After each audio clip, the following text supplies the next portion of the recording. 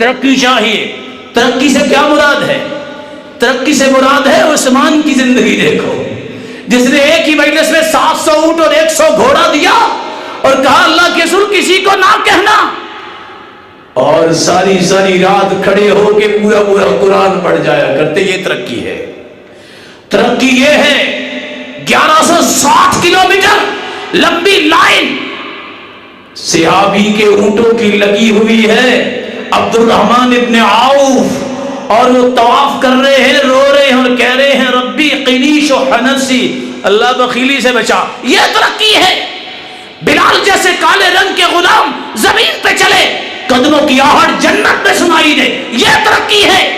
حلال و حرام کی تمیز ختم کر کے عہدہ، کرسی، منصب، مال جمع کر لینا ترقی نہیں، وگرنہ فرعون سب سے بڑا ترقی یافتہ ہوتا. اللہ نے عبرت بنا دیا.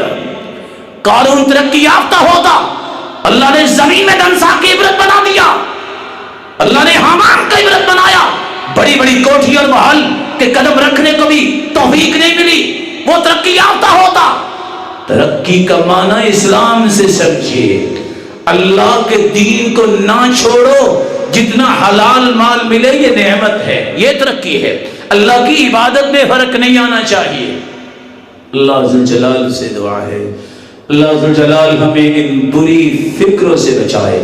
جاہلیت کی فکر، تشدد کی فکر اور تجدد کی فکر، ان تمام افکار سے ہمیں زندگی کے آخری رمق تک محفوظ رکھے، اور قیامت کے دن ان روشن چہروں اور جو سن رہے ہیں سب کو اپنے محبوب کا ساتھ نصیب فرمائے اور اپنے دیدار کا مستحق بنائے. وآخر دعوانا